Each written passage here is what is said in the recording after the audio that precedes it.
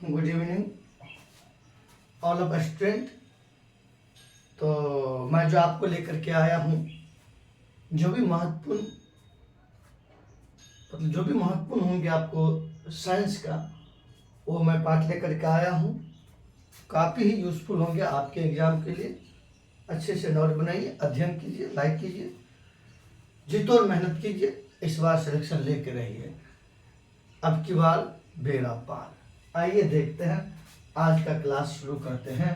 इसी की तरह हौसला वह मंजर भी आएगा, लिखे रख हौसला वह मंजर भी आएगा, प्यासे के पास चलकर समुंदर भी आएगा, थक कर न बैठ ए मंजिल के मुसाफिर, मंजिल में मिलेगी, मिलने का मजा भी आएगा, मजा भी आएगा। आइए आज का मोटिवेशनल के साथ शुरू कर रहे हैं। आज का जो भी महत्वपूर्ण है, आइए। पादपों में बना खाद्य पदार्थ पौधे के विभिन्न अंगों में फ्लोएम द्वारा पहुंचता है। फ्लोएम द्वारा पहुंचता है। कहते हैं पादपों में बना खाद्य पदार्थ पौधों के विभिन्न अंगों में फ्लोएम विधि द्वारा पहुंचता है। जैसे आइए इसके बारे में कुछ समझते हैं।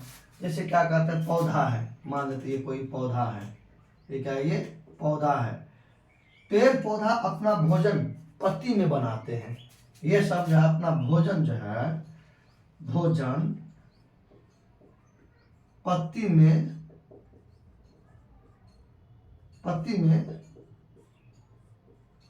बनाते हैं। तो पेड़ पौधा अपना भोजन कहाँ बनाते हैं, तो पत्ती में बनाते हैं। अब देखिए, अब पेड़ पौधा को भोजन बनाने के लिए क्या क्या चाहिए, तो इसको सबसे पहले CO2 चाहिए। CO2 मतलब कार्बन डाइऑक्साइड, सूर्य के प्रकाश या सूर्य के किरण या प्रकाश, एक ही बात हुआ।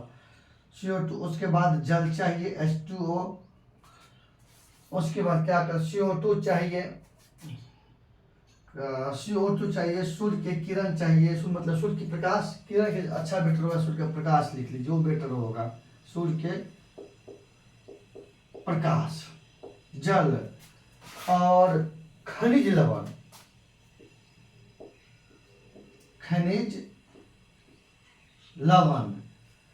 एवं हरित लवक, मतलब इतना चीज चाहिए तब पेड़ पौधा अपना भोजन पत्ती में बनाते हैं। तब पेड़ पौधा भोजन जब पत्ती में बनाए तो उस भोजन के, जब पत्ती में तो भोजन बनकर तैयार होगा। अरे हरित लवक को क्लोरोप्लास्ट बोलते हैं, क्लोरोफिल बोलते हैं, समझ गए ना।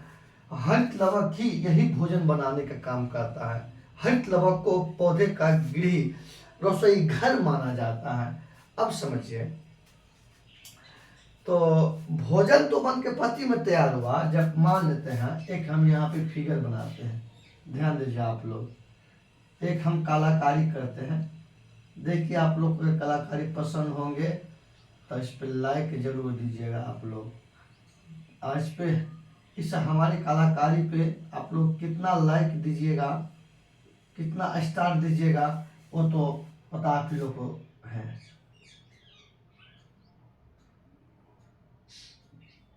आइए,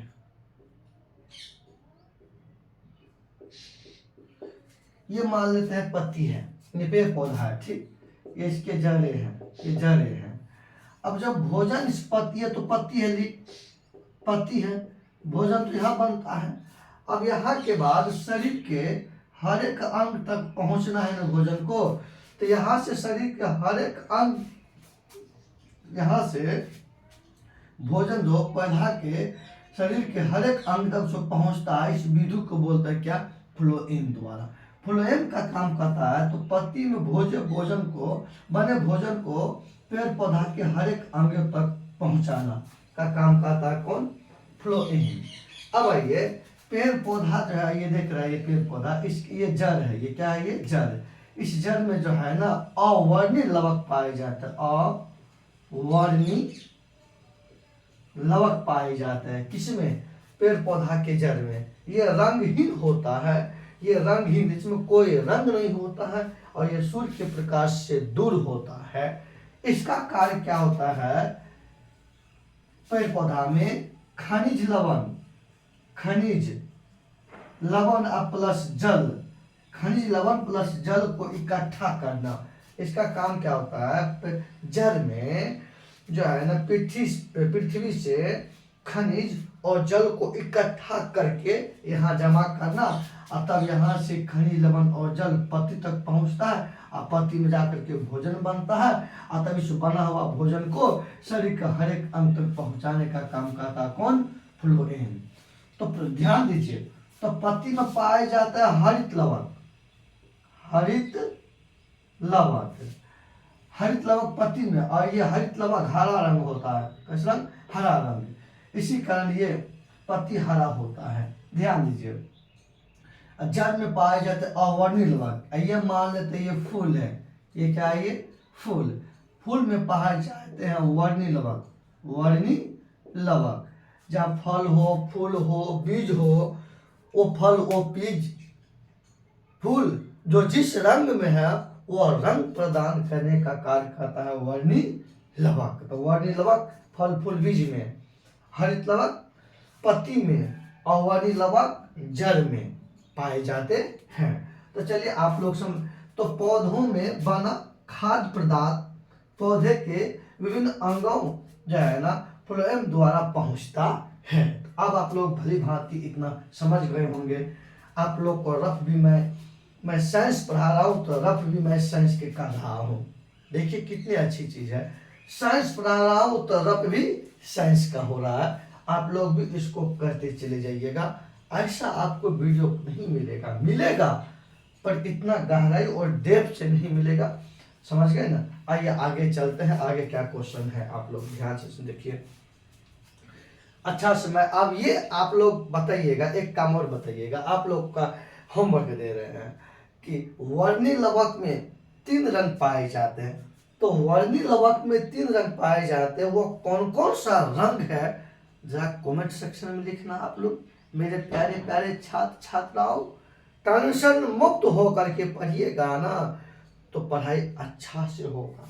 अगर थोड़ी सी भी आप डिप्रेशन में आ जाइएगा छोटी छोटी बातों को लेकर के, तो आपकी पढ़ाई बाधित हो जाएगा, जिससे आपकी एग्जाम पेपर खराब हो सकता है। इस लेकर के छोटी छोटी बातों से बचते हुए अभी समय बहुत कीमती है, और अपने आप को तन मन धन से जो आपको पढ़ाया जा रहे हैं सर के द्वारा, हमारे द्वारा, उनको पढ़िए, रिवाइज कीजिए, नोट बनाइए, सेट लगाइए, अपनी परफॉर्मेंस देखिए कि क्या है हमारा, क्या पोजीशन है, कौन सी सब्जेक्ट पढ़े, कितना पढ़े, किस बार सिलेक्शन होना चाहिए। चलिए आप लोग समझदार है, सारा समझते हैं, ज़्यादा हम क्या समझाएंगे। अभी जस्ट स्नान करके आए हैं और आपको वीडियो बनाना शुरू कर दिया है। आइए, इंसुलिन का खोज बेंटिक एवं ब्रेस्ट ने किया।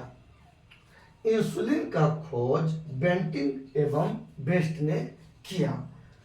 तो इंसुलिन का खोज बेंटिक एवं ब्रेस्ट ने किया। अब ये समझते हैं कि इंसुलिन के बारे में क्या होता है, इंसुलिन के कार्य क्या होता है। थोड़ा सा मैं इस रफ को मिटाऊंगा, इस रफ आप लोग कर लिए होंगे, तो मैं इस रफ को मिटा देता हूँ, क्योंकि अब अगली रफ करना है ना। इस रफ को आप लोग उतारते चलिएगा, क्योंकि इस रफ को उतारने के लिए हम लिख रहा हूँ। नहीं तो आप लोग को पहले बोल देते थे तो थोड़ा सा लिखने में कठिनाई आप लोग को होता था। उस समस्या को दूर करने के लिए मैंने रफ करना शुरू कर दिया, ताकि आप लोग को रफ से संबंधित कोई दिक्कत ना हो। अब जो आइए इंसुलिन के बारे में देखते हैं। इंसुलिन, ये इंसुलिन निकलता है बीटा कोशिका से। कौन सा कोशिका से? ये निकलता है आपको बीटा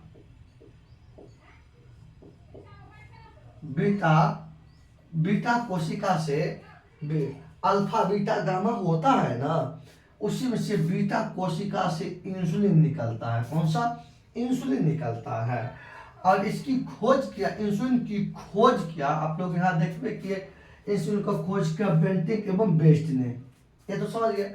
अब आइए, अगर आपके शरीर में जितना इंसुलिन चाहिए, अगर उसमें कमी हो रहा है, इंसुलिन जितना हमको चाहिए शरीर में, अगर उसमें कमी हो रहा है तो हमारे शरीर में ग्लूकोज की मात्रा बढ़ जाएगा। किसका मतलब? ग्लूकोज की मात्रा, मतलब शुगर की मात्रा बढ़ जाएगा। ग्लूकोज की मात्रा जब शरीर में बढ़ जाएगा, शुगर की मात्रा बढ़ जाएगा, तो आप डायबिटीज रोग से ग्रसित हो जाइएगा, मतलब मधुमेह से। आइए अब देखते हैं इस बात को। इंसुलिन की कमी से मधुमेह रोग, इसी को इंग्लिश में डायबिटीज बोलते हैं, डायबिटीज बोलते हैं इंग्लिश में, डायबिटीज। इंग्लिश में मधुमेह क्या बोलते हो? डायबिटीज। देखिए शरीर में इंसुलिन की कमी से मधुमेह रोग यानी कि डायबिटीज होता है। अगर शरीर में इंसुलिन कमी हुआ, मतलब देखिएगा इंसुलिन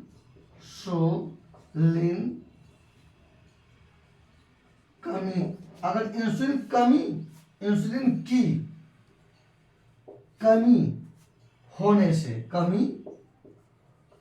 से शरीर में ग्लूकोज की मात्रा बढ़ जाता है, ग्लूकोज की मात्रा बढ़ जाता है। इंसुलिन की कमी से किसकी मात्रा बढ़ जाता है? ग्लूकोज की मात्रा। और जब ग्लूकोज की मात्रा बढ़ गया तो कौन सा रोग हो गया शरीर में? मधुमेह, डायबिटीज रोग हो गया। कौन सा हो गया? डायबिटीज रोग हो गया। ये आप लिखिएगा, इंसुलिन कमी होगा तो किसकी मात्रा बढ़ेगा? तो ग्लूकोज की मात्रा। अब ग्लूकोज की मात्रा बढ़ेगा तो कौन सा रोग होगा? डायबिटीज रोग होगा, मधुमेह रोग होगा। समझ गए ना? और इसकी खोज बेंटिंग एवं बेस्ट ने किया। अब आप लोग ये बताइएगा, ये निकलता है आपको कहाँ से? बीटा कोशिका से निकलता है। कहाँ से? बीटा कोशिका से निकलता है। आप लोग ये लिख लीजिएगा। अब आइए आगे चलते हैं। कौन सा क्वेश्चन है? ध्वनि अनुदैर्घ्य तरंग है। ध्वनि जो है अनुदैर्घ्य तरंग है।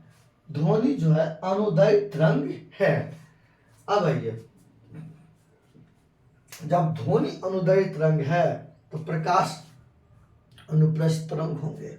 आइए थोड़ा सा समझते हैं। यहाँ पे ध्वनि अनुदैर्घ्य तरंग है, आप लोग ये लिख लिए होंगे रफ। आइए यहाँ पे देखते हैं ध्वनि। आइए कोई बात नहीं, अब आप लोग को ये पढ़ाने का तरीका आप लोग को कितना बेटर लगता है था कमेंट सेक्शन में दीजिएगा अपनी राय कि ठीक है कि नहीं है, क्या परिवर्तन करना पड़ेगा। और तो आप लोग बताइएगा। ध्वनि का मतलब होता है आवाज। ध्वनि तभी उत्पन्न होगा जब कंपन वाइब्रेट होगा। जैसे इस मार्कर को ठोकने से तब आवाज उत्पन्न होगा, और ये आवाज उत्पन्न तभी होता है जब इसमें थरथराएगा, कंपन होगा। तो हर एक कंपन को आवाज नहीं कहेंगे, ध्वनि नहीं कहेंगे। जिस कंपन से ध्वनि उत्पन्न होगा तो वह आपको ध्वनि को डेसिबल में मापा जाता है। ध्वनि निर्वात में नहीं गमन करती है। आइए इसे जो है, आइए डेसिबल से मापा जाता है। ध्वनि को किससे मापा जाता है? डेसिबल से मापा जाता है। ध्वनि जो है ना निर्वात में गमन नहीं करती है, मतलब ध्वनि निर्वात में गमन नहीं करती है। मतलब ध्वनि निर्वात मतलब वैक्यूम, जहाँ वायु नहीं है वहाँ पे वो एक स्थान से दूसरे स्थान नहीं जाती है। और निर्वात में एक व्यक्ति दूसरे व्यक्ति की आवाज को नहीं सुन पाता है। जैसे चंद्रमा, जैसे देखिएगा चंद्रमा पे वायु नहीं है। चंद्रमा पे क्या नहीं है? चंद्रमा पर वायु नहीं है। तो चंद्रमा पर वायु नहीं है तो सर वहां पे एक व्यक्ति दूसरे व्यक्ति की आवाज तो नहीं सुनता है? नहीं, नहीं सुन पाता है, नहीं सुन पाता है, समझ के नहीं सुन पाता है। हाँ, ध्वनि की चाल सबसे अधिक, इसकी चाल जो है ध्वनि की चाल ठोस में अधिक होता है। ध्वनि की चाल ठोस में ध्वनि की चाल ठोस में अधिक होता है, ध्यान दीजिएगा। और सबसे कम ध्वनि की चाल सबसे कम गैस में, सबसे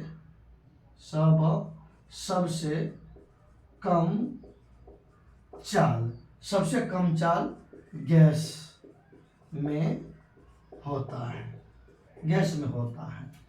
अब आइए अपना लोग,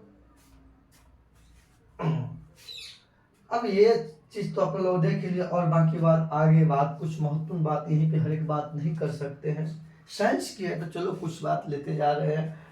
तो ध्वनि जो है अनुदैर्ध्य तरंग है, ध्वनि अनुदैर्ध्य तरंग है और ध्वनि को डेसिबल से मापा जाता है। ध्वनि निर्माण में गमन नहीं करती है, जैसे चंद्रमा पर वायु नहीं है।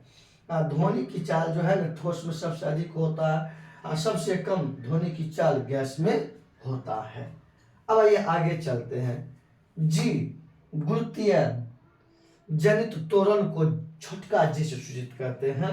छोटका जी का मान 9.8 मीटर पर सेकेंड स्क्वायर होता है, ये इसका अधिकतम मान है। और छोटका जी का मान परिवर्तनशील होता है। गुरुत्व जनित त्वरण को छोटका जी से सूचित करते हैं। अब आइए इसके बारे में थोड़ा सा समझते हैं। अब यहाँ आप लोग इसको लिख लिए होंगे, अगर लिख लिए होंगे तो आइए आगे चलते हैं अपना सब। आइए आगे चलते हैं अपना सब। अब आगे में क्या देखना, छोटका जी का मान। आइए किसका, छोटका जी का मान परिवर्तनशील है, मतलब परिवर्तनशील मतलब बदलते रहता है। छोटका जी का मान क्या होता है, ये परिवर्तनशील होता है, स्थान के अनुसार ये बदलते रहता है। जैसे मान लीजिए आप लोग ये मान लेते हैं पृथ्वी है, ये विषुवत रेखा है, ये क्या है, विषुवत रेखा है। और उसके बाद आपको हो गया ये ध्रुव हो गया, ये NP, ये SP, NP और SP। अब देखिएगा छोटका जी के मान विषुवत रेखा पर सबसे कम होता है। विषुवत, ये विषुवत रेखा है, विषुवत रेखा, तो विषुवत रेखा पर जी का मान कम होता है। यहाँ पे मतलब जी का मान जो है विषुवत रेखा पे क्या होता है, यहाँ पे कम होता है। विषुवत रेखा पे जी का मान कम होता है। आइए हम लिख देते, कोई बात नहीं, यहाँ लिख देते हैं विषुवत रेखा पर जी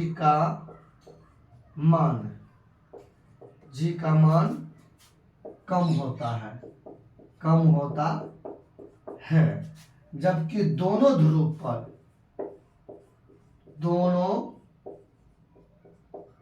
ध्रुव पर जी का मान सबसे अधिक होता है, सबसे अधिक होता है।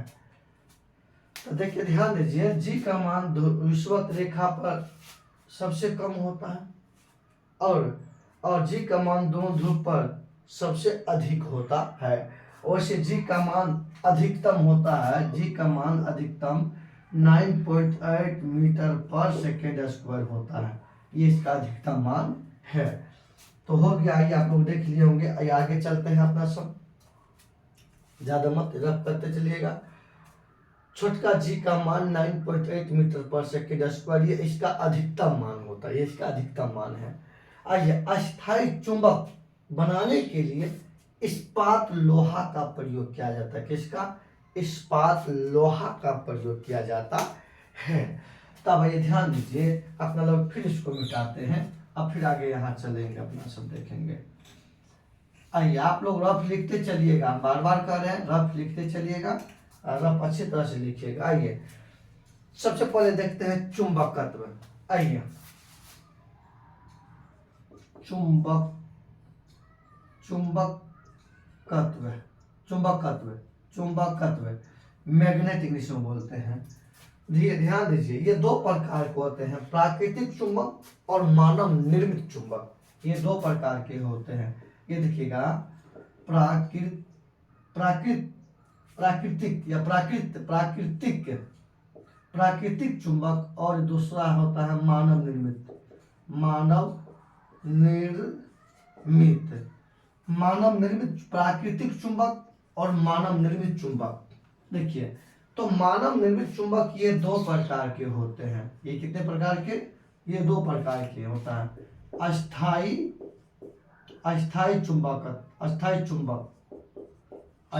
चुंबक और होगा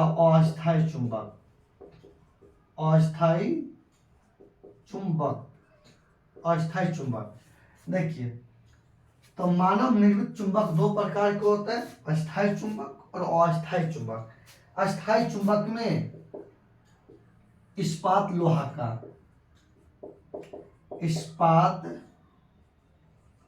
लोहा का प्रयोग किया जाता है और अस्थाई चुंबक बनाने में नर्म लोहा का प्रयोग किया जाता है। ध्यान दीजिए, मानव निर्मित चुंबक दो प्रकार का, अस्थाई चुंबक और अस्थाई चुंबक। अस्थाई चुंबक बनाने में किसका प्रयोग? इस्पात लोहा का प्रयोग किया जाता है और अस्थाई चुंबक बनाने में नर्म लोहा का प्रयोग किया जाता है। किसका? नर्म लोहा का प्रयोग किया जाता है। उसके बाद आइए प्राकृतिक चुंबक का कुछ देखते हैं। ये प्राकृतिक चुंबक दिशा सूचक होता है। दिशा सूचक मतलब दिशा सूचक होता है।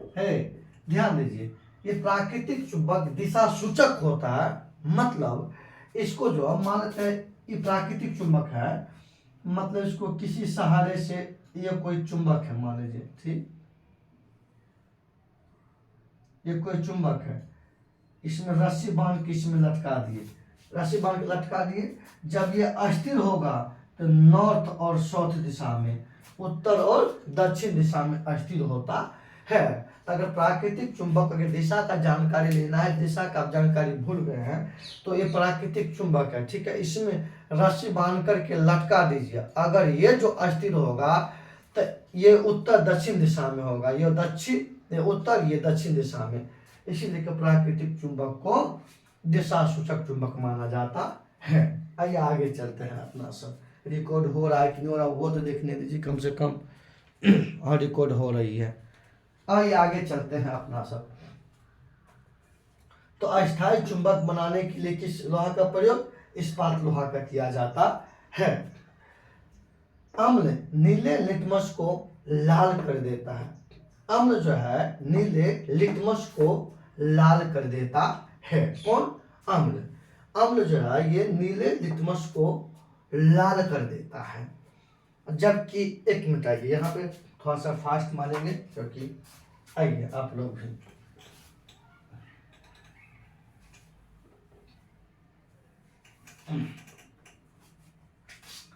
आइए देखते हैं अपना सब।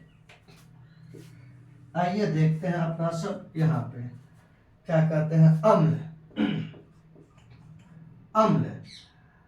अम्ल देखिएगा, अम्ल एवं क्षार, ये क्या अम्ल क्या कहते हैं? थोड़ा सा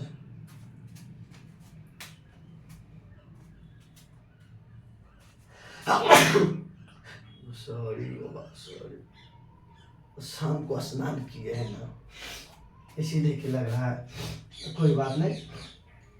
देखिएगा, ये अम्ल का इसका स्वाद होता है खट्टा, इसका स्वाद खट्टा और इसका स्वाद कड़वा मतलब तीखा, समझ गए ना। आइए, ये अम्ल क्या कहते हैं? नीला लिटमस को, ये क्या कहते हैं? नीला लिटमस को। ये अम्ल क्या कहता है? नीला लिटमस को जो है ना, लाल कर देता है, लाल, नीला लिटमस को लाल रंग कर देता है, लाल रंग कर देता है। और जबकि ये क्षार क्या कहता है, लाल लिटमस को, ये देखिए ये क्या कहता है, लाल लिटमस को, लाल लिटमस, लाल लिटमस को नीला कर देता है, क्या कर देता है, नीला, नीला रंग कर देता है। अक्सर बच्चा गलती करके आ जाता है, यहाँ पे 100% वो डिफिट गलती करता है, तो ध्यान से सुन लीजिए, ऐसा गलती फिर आप लोग कभी नहीं कीजिएगा कि अम्ल का स्वाद खट्टा और क्षार का स्वाद कड़वा या तीखा। ये अम्ल क्या कह देता है, अम्ल क्या कह देता है, जल के जो है नीला लिटमस को लाल रंग कर देता है, और जब क्षार क्या कहता है, लाल लिटमस को नीला कर देता है। दोनों एक दूसरे के विपरीत है, ध्यान से देख लीजिएगा। अब आइए एक समझते हैं, एक स्केल हम बनाते हैं। ये स्केल है, ये स्केल है, इसका नाम पीएच, ये स्केल है, ये पीएच स्केल है। ये क्या है, ये पीएच स्केल है। 0 1 2 4 5 5 6 7 8 9 10 11 12 13 14, मतलब पीएच स्केल पर जो है 0 से 14 अंक तक निर्धारित किया गया है। पीएच स्केल पर 0 से 14 अंक तक निर्धारित किया गया है, जिसमें 0 से लेकर के 6 अंक तक ये अम्ल को, ये अम्लीय है, ये अम्लीय, मतलब 0 से 6 ये हो गया यहाँ तक, ये वाला भाग कहलाता है अम्ल, और उसके बाद 8 से लेकर के 14 ये वाला कहलाता है क्षार। ये क्या कहलाता है, क्षार। और ये 7 जो है ये उदासीन है, ये क्या है, उदासीन। उदासीन विलयन का मान 7, उदासीन विलय का मान 7 होता है, और अम्लीय का मान 0 से 6 तक, क्षार का मान 8 से 14 तक। और पीएच स्केल का खोज किया था सोरेनसन ने,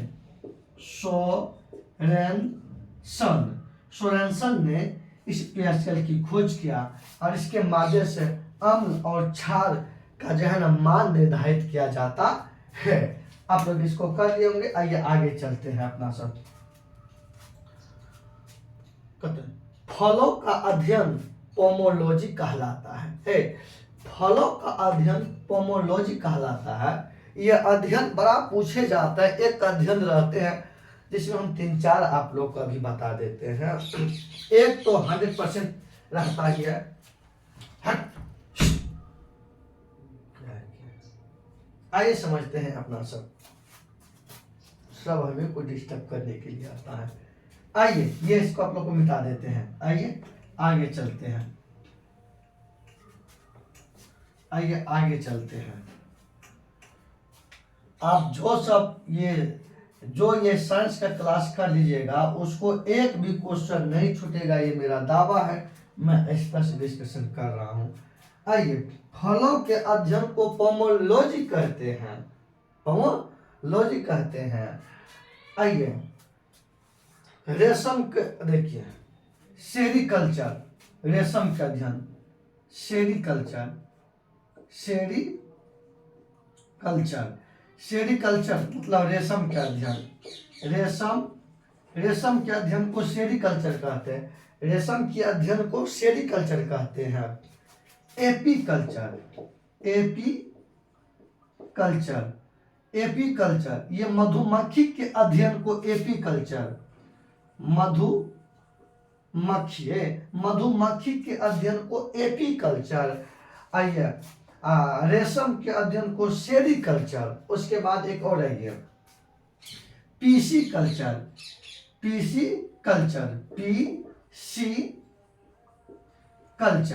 पीसीकल्चर मतलब मत्स्य।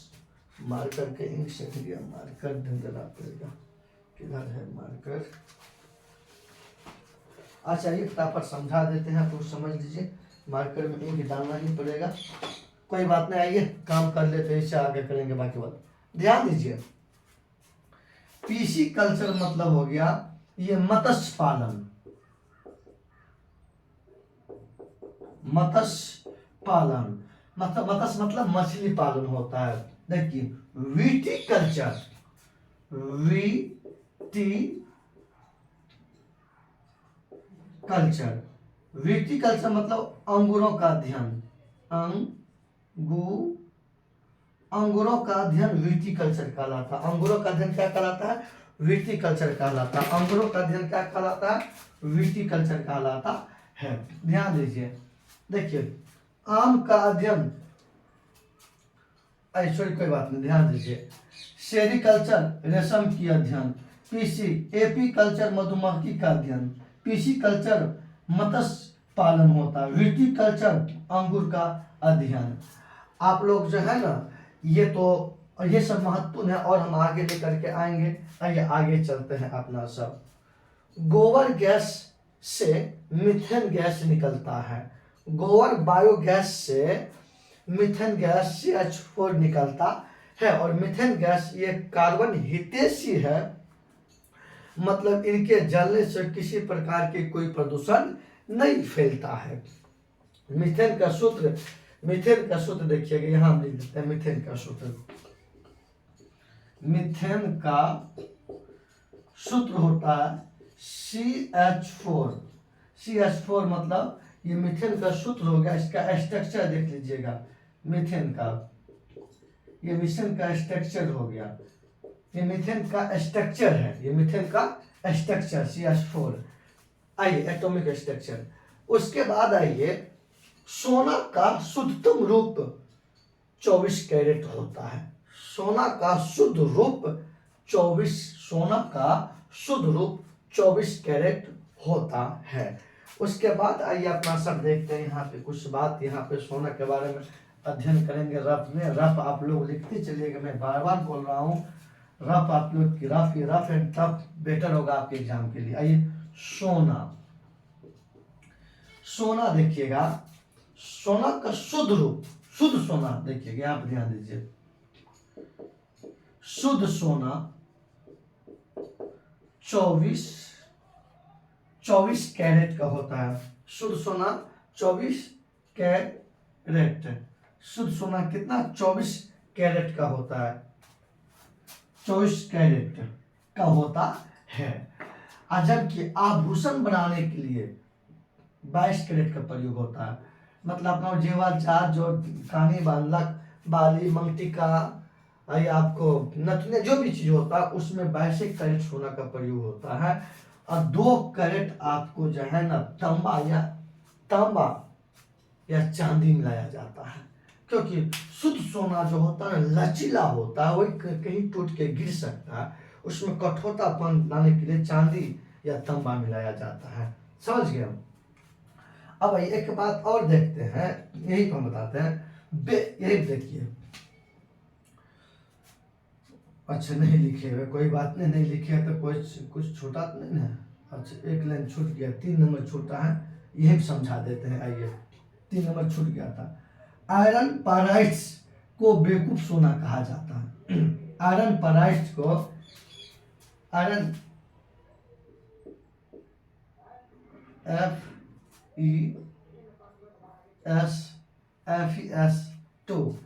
FeS2 आइए फेरस ऑक्साइड, सुनिए, आयरन पाइराइट्स को बेवकूफ सोना माना जाता है। यहाँ पर हम लिख दिए हैं। आइए यहाँ आयरन पाइराइट्स को जो है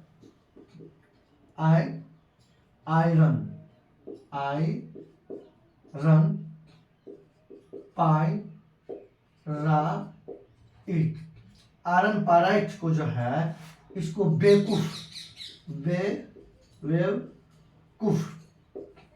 बेवकूफ सोना माना जाता है, मतलब झूठा सोना। इसको झूठा सोना भी माना जाता है। देखिए आप, प्लेटिनम को सफेद सोना कहा जाता है। आइए यहाँ पे प्लेटिनम को सफेद सोना कहा जाता है। प्लेटिनम को सफेद सोना और बेवकूफ सोना या झूठा सोना आयरन पाइराइट माना जाता है। शुद्ध सोना 24 कैरेट का होता है। आभूषण वाला 22 कैरेट का होता है। बिहार के जमुई जिला में सोना का भंडार है। बिहार के जमुई जिला में सोना का भंडार है। आइए, आपको 3 नंबर क्वेश्चन छूट गया, वो हो गया। अब आइए, इसके बाद अपना सब देखते हैं 10 नंबर भी हो गया। सोना का शुद्ध समरूप 24 कैरेट होता है। अब आइए आगे चलते हैं। पृथ्वी का पलायन वेग का मान 11.2 किलोमीटर पर सेकेंड होता है। पृथ्वी का पलायन वेग का मान 11.2 किलोमीटर पर सेकेंड होता है। अगर हम सुनिए, आइए, अगर हम किसी व्यक्ति को पृथ्वी के सतह पर से वायुमंडल के किसी भी दिशा में 11.2 किलोमीटर पर सेकेंड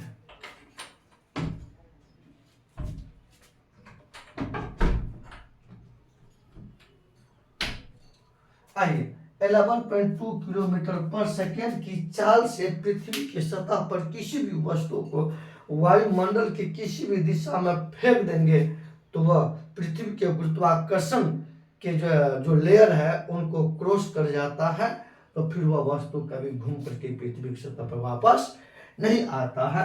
यही पलायन वेग का मान होता है। पलायन वेग का मान यही होता है। समझ गए ना? अब आइए, चुंबकीय फ्लक्स का SI मात्रक वेबर होता है। और आप पूछे जाए चुंबकीय फ्लक्स का SI मात्रक वेबर होता है। चुंबकीय फ्लक्स का SI मात्रक वेबर होता है। आइए, प्रतिरोधक का SI मात्रक ओम होता है। या प्रतिरोध का ओम होता है। क्या होता है? ओम होता है। तो आइए, जैसे देखिए, आवृत्ति का SI मात्रक हर्ट्ज से होता है। प्रकाश वर्ष दूरी का मात्रक है। पारसेक दूरी का मात्रक है। न्यूटन बल का मात्रक है। समझिए, वाट शक्ति का मात्रक है। तो आइए, इन्हीं के साथ आज का सेशन फिनिश करेंगे। सबसे पहले आप लोग स्क्रीनशॉट लीजिए। अगर आप लोग स्क्रीनशॉट ले लिए होंगे तो ये फटाफट आप लोग एक लाइन में, पादप में बना खाद्य पदार्थ पौधों के विभिन्न अंगों में फ्लेम द्वारा पहुंचता है। इंसुलिन का खोज बेंटिंग एवं बेस्ट ने किया था। आयरन पेराइट को बेवकूफ सोना या झूठा सोना कहा जाता है। ध्वनि अनुदैर्ध्य तरंग होता है। जी का मान, छोटका जी का मान 9.8 मीटर पर सेकेंड स्क्वायर होता है। अस्थायी चुंबक बनाने के लिए इस्पात लोहा का प्रयोग किया जाता है। अम्ल नीला लिटमस को लाल कर देता है। फलों का अध्ययन पोमोलॉजी कहलाता है। गोबर गैस से मीथेन गैस निकलती है।